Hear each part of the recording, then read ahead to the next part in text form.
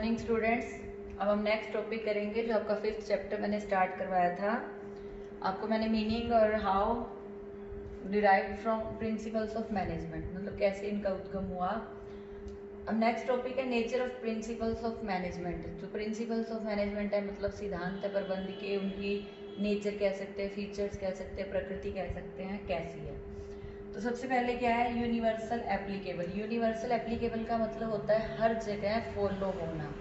जैसे सबसे पहले मैनेजमेंट का मीनिंग उठाते हैं। सिर्फ मैंने तुम्हें बताया था कि मैनेजमेंट क्या है, चाहे वो घर है, चाहे स्कूल है, चाहे बिजनेस है, चाहे क्रिकेट का मैदान है, मतलब बिजनेस और नॉन बिजनेस दोनों जगह मैनेजमेंट जरूरी है।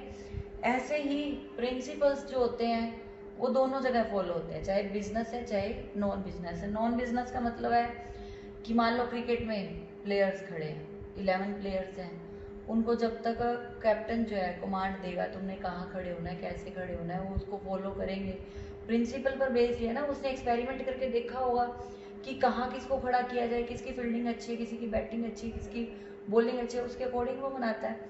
तो ऐसे ही मैनेजमेंट बिजनेस में भी एप्लीकेबल, मतलब चाहे बिजनेस है चाहे नॉन बिजनेस है, हर जगह सेम एप्लीकेबल होते हैं। जनरल गाइडलाइंस, ये मैनेजर को गाइड करते हैं। सिर्फ ये नहीं है कि ये बन गए सिद्धांत तो इन्हीं को 100% फॉलो करो, सिर्फ ये गाइड करने के लिए होते हैं। गाइड करने का मतलब कि एक ना यूनिटी ऑफ कमांड, अभी मैं तुम्हें नेक्स्ट टॉपिक करवाऊंगी उसमें समझाऊंगी यूनिटी ऑफ कमांड क्या होता है। यूनिटी ऑफ कमांड का वैसे मतलब होता है कि हमें एक ही बॉस से ऑर्डर मिलना चाहिए। अगर हमें एक से ज़्यादा से मिलता है हम फॉलो नहीं कर पाएंगे। तो ये हमें गाइड कर रहे हैं कि तुम एक बंदा एक टीम को ऑर्डर दे ताकि वो काम तरीके से कर पाए। तो ये हमारी गाइडलाइंस के लिए है। या ये कहते हैं कि काम डिवाइड कर दो उनकी एफिशिएंसी के अकॉर्डिंग वर्कर्स की, वो अच्छे से कर पाए, तो गाइड कर रहे हैं हमें। Formed by practice and experiment, ये जो प्रोफेशनलिस्ट होते हैं मैनेजमेंट के, उन्होंने बहुत सारी, उनके सामने पहले प्रॉब्लम आई होंगी, उन प्रॉब्लम को सोल्व करके देखा होगा, प्रैक्टिस की होगी, एक्सपेरिमेंट करके देखा होगा। अब यूनिटी ऑफ कमांड का एक्सपेरिमेंट किया होगा तभी पता लगा कि अगर एक बॉस ऑर्डर देगा तो काम ज़्यादा अच्छे से होगा, या काम डिवाइड करेंगे, काम डिवाइड करने से ज़्यादा जल्दी होगा। एक्सपेरिमेंट किया होगा तभी पता लगा होगा। तो ये जो प्रिंसिपल बनाए गए हैं एक्सपेरिमेंट से। फ्लेक्सिबिलिटी का मतलब होता है चेंज होना। जो पुराने प्रिंसिपल्स थे आज से 10 साल पहले एज इट इज सेम नहीं चले आ रहे, क्योंकि नई नई टेक्निक्स आती हैं, नई नई एप्लीकेशन आती है, कल्चर चेंज हो जाता है, उसके अकॉर्डिंग बिजनेस में भी चेंजेस करने पड़ते हैं, तो उनको मॉडिफाई किया जाता है। जो प्रिंसिपल्स है थोड़ा बहुत चेंज भी करना पड़ता है। तो फ्लेक्सिबिलिटी का मतलब लोचशीलता जिसमें चेंज किया जा सकता है। मेनली बिहेवियर, बिहेवियर का मतलब यह ह्यूमन बीइंग से है। ह्यूमन बीइंग का बिहेवियर सेम नहीं होता। तुम्हारी क्लास में तुम 30 स्टूडेंट हो, क्या 30 स्टूडेंट सेम नेचर के हो गए? नहीं हो सकते। सेम कल्चर के, सेम कास्ट के नहीं हो सकते। कोई पंजाबी होगा, कोई बनिया होगा, सबका अपना अपना तरीका होगा बोलने का, सबका बिहेवियर अलग अलग होगा। तो उन सारे बिहेवियर को ध्यान में रखकर बनाए जाते हैं जितने भी प्रिंसिपल्स हैं, उन्हीं के अकॉर्डिंग प्रिंसिपल्स बनाए गए हैं, उन्हीं के अकॉर्डिंग काम किया जाता है। Relation between cause and effect, cause मतलब क्या कारण है, उसका इफेक्ट क्या पड़ा। तुम अच्छे से पढ़ोगे, अच्छे मार्क्स लोगे, मेरिट आएगी, पॉजिटिव इफेक्ट। नहीं पढ़ोगे पूरा साल, मैडम लेक्चर दे रहे हैं ऐसे ही आ गया ठीक है फोन में, नहीं सुना, कोई फर्क नहीं पड़ता, आने दो क्या है, तो उसका इफेक्ट तुम्हें भी पता है, रिजल्ट तुम्हारा कैसा आएगा।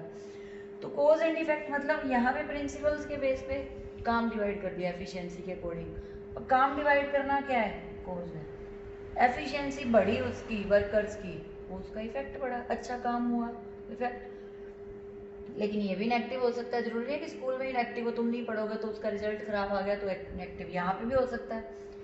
एक बंदा काम करके सेम बार बार काम कर रहा है, वो उसकी एफिशिएंसी बढ़ रही है। दूसरा है वो सेम काम बार बार करने से उसकी एफिशिएंसी कम भी हो रही है, कम क्यों हो रही है, वो अक जाता है, मेरे से नहीं होता रोज रोज सेम काम, तो डिपेंड करता है वो। तो कोज क्या है, मेन जो काम देना, उसका जो रिजल्ट आएगा वो उसका इफेक्ट है। नेक्स्ट कॉन्टीजेंट अनिश्चित, जिसके बारे में हम पहले से नहीं कह सकते। हम ये एफिशिएंसी हमने अकॉर्डिंग टू ये सर्कमस्टेंसेस के अकॉर्डिंग, परिस्थितियों के अकॉर्डिंग हम कह सकते हैं कि हम प्रिंसिपल्स को फॉलो करते हैं। वही बार बार एक ही ले लेते हैं हम, कार्य विभाजन या काम डिवाइड किया, काम डिवाइड करना, एक पे पॉजिटिव इफेक्ट पड़ रहा है, एक की एफिशिएंसी बढ़ रही है, दूसरे की एफिशिएंसी डाउन में जा रही है, तो वो कॉन्टीजेंट है ना, अनिश्चितता बनी हुई है, इससे एफिशिएंसी बढ़ेगी या कम होगी। तो ये थे nature of principles of management. Nature मतलब फीचर्स भी कह सकते हो, या ये हमें क्या बताते हैं, किस विषय में बताते हैं, प्रिंसिपल्स क्या काम करते हैं बिजनेस पे। अब हम करेंगे नेक्स्ट टॉपिक। नेक्स्ट टॉपिक है significant of principles of management, मतलब जो मैनेजमेंट के सिद्धांत हैं उनके महत्व क्या है। सबसे पहले provide useful insight to manager. अब जो ये मैंने अभी बताया तुम्हें लास्ट टॉपिक में कि जो प्रिंसिपल्स ऑफ मैनेजमेंट बनाए गए हैं वो प्रोफेशनलिस्ट मतलब पेशेवर लोगों के द्वारा एक्सपीरियंस से बार बार एक्सपीरियंस से, रिसर्च से, प्रॉब्लम उनके सामने आई उसको सॉल्व करके प्रैक्टिस से बनाए गए हैं। तो ये क्या है, एक अंतर्दृष्टि देते हैं मैनेजर को। मैनेजर को पता लग जाता है कि कैसे काम करवाना है वर्कर से काम करवाना है। जैसे काम डिवाइड किया है एफिशिएंसी के अकॉर्डिंग, जो जिसमें एफिशिएंसी है उसके अकॉर्डिंग उसको काम दे दो। मुझे ये बिजनेस स्टडी का काम दिया गया, मतलब मैं बिजनेस स्टडी या इकोनॉमिक्स पढ़ाने में मुझे नॉलेज है, तो मुझे वही काम दिया गया मेरी एबिलिटी और योग्यता के अकॉर्डिंग। तो ऐसे ही मैनेजर भी क्या करते हैं, वर्कर को उसकी योग्यता के अकॉर्डिंग जो वो काम कर सकता है उससे क्या होता है, एक तो एफिशिएंसी बढ़ती है, काम स्पीड से होता है, गलती नहीं होती, बेवजह की वेस्टेज नहीं होती और अच्छे से करवाया जा सकता है काम। तो ये क्या हुआ, provide useful insight to management. Optimum utilisation of resources and effective management.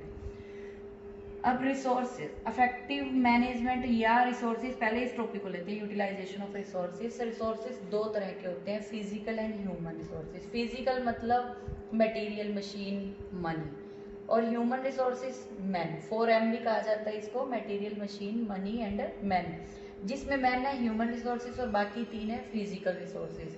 तो फिजिकल रिसोर्सेज का सही तरीके से यूज करेगा कौन, ह्यूमन बीइंग ही यूज करेगा, वर्कर्स ही करेंगे। तो उन वर्कर्स को काम प्रिंसिपल्स के बेस पे दिया जाए सही तरीके से। जैसे मैंने तुम्हें बताया यूनिटी ऑफ कमांड, एक बॉस से ऑर्डर मिलेंगे, उनके वो स्पीड से काम करेंगे, उनको पता है कि हमने एक बॉस से ऑर्डर दिया, उन्होंने हमें जो काम दिया उस काम को करना है। रिसोर्सेज का सही तरीके से यूज होने लगे, उनको पता है कि हम काम कर रहे हैं। ऐसे ही इफेक्टिव मैनेजमेंट भी बिजनेस, यहाँ पे एडमिनिस्ट्रेटिव होगा वैसे वर्ड मैनेजमेंट की जगह, एडमिनिस्ट्रेटिव मतलब प्रशासन अच्छा चलता रहता है, काम अच्छे तरीके से हो रहा है, क्योंकि ह्यूमन रिसोर्सेज और फिजिकल रिसोर्सेज अपना अपना काम कर रहे हैं, पर इफेक्टिव प्रशासन हो रहा है। साइंटिफिक डिसीजन का मतलब होता है बैलेंस डिसीजन लेना, साइंटिफिक तरीके से डिसीजन लेना।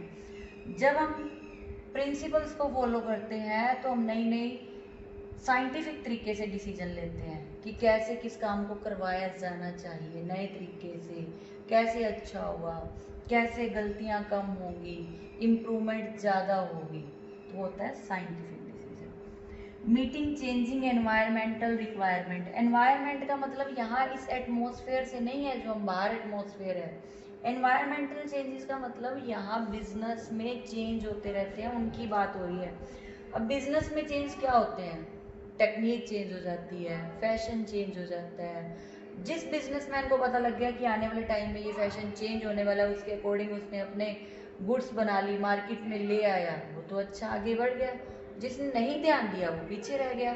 तो नई टेक्निक को लेके आना, ये सब कौन ध्यान देगा, मैनेजर ही देगा ना। तो मीटिंग चेंजिंग एनवायरमेंटल रिक्वायरमेंट, इन प्रिंसिपल्स के बेस पर ही वो एनवायरमेंट का पता लगाता है, मार्केट में क्या आने वाला नया, क्या हो सकता है चेंज, उसके अकॉर्डिंग वो बिजनेस में चेंजेस करता है। Fulfil social responsibility. अब बिजनेसमैन की सोशल रिस्पॉन्सिबिलिटी क्या बनती है, समाज को अच्छी क्वालिटी की गुड्स प्रोवाइड करना, ये तो होगी समाज के लिए। अब मेन वर्कर्स के लिए क्या बनती है, उनको जहाँ वो काम कर रहे हैं वहाँ का एटमॉस्फेयर अच्छा हो, क्लीन हो, पानी की व्यवस्था हो, ऐसी उनकी सैलरी अच्छी हो, रेम्यूनरेशन, अगर मुझे अच्छी सैलरी मिलेगी तो मैं अच्छा काम करूँगी। ऐसे ही वर्कर्स, अच्छी सैलरी मिलेगी, अपनी एबिलिटी के अकॉर्डिंग सैलरी मिलती है सबको, तो उनकी एबिलिटी अच्छी है, काम अच्छा कर रहे हैं, सैलरी भी अच्छी मिल रही है, तो सोशल रिस्पॉन्सिबिलिटी फुलफिल हो रही है। Management training education and research. अब इससे क्या होता है, जब हम प्रिंसिपल्स को फॉलो करते हैं, जो मैनेजर होता है ना उसका माइंड ऐसा हो जाता है, कुछ ना कुछ नया सोचने लग जाता है, हर काम में कुछ नया ढूंढता है, कुछ ना कुछ रिसर्च उसके माइंड में चलती रहती है। मैनेजर को सबसे पहले मैनेजर हो या वर्कर्स हो, उनको ट्रेनिंग दी जाती है उनके काम की, एजुकेशन उनके पास होती है, वो रिसर्च करते रहते हैं, कुछ ना, उनका माइंड क्रिएटिव हो जाता है। तो वो क्रिएटिव माइंड से कुछ ना कुछ नया होता है, तो बिजनेस के लिए अच्छा, बिजनेस सक्सेस होता है। तो ये तो थे सिग्निफिकेंट, मतलब इसके इम्पोर्टेंस या महत्व। तो ये इसके पॉइंट्स हैं, आपको दोनों टॉपिक लर्न करने हैं, नेचर एंड सिग्निफिकेंट। तो दोनों के बाद अब मेन आएंगे 14 प्रिंसिपल्स ऑफ हेनरी फ्योल, वो जो हम कल नया टॉपिक करेंगे, मैं 2 दिन में तुम्हें करवाऊंगी वो 7 या अगर कम होता है या ज़्यादा उसका उसके अकॉर्डिंग करवाऊंगी। तो आज तुमने इन 2 टॉपिक्स को अच्छे से लर्न करना है।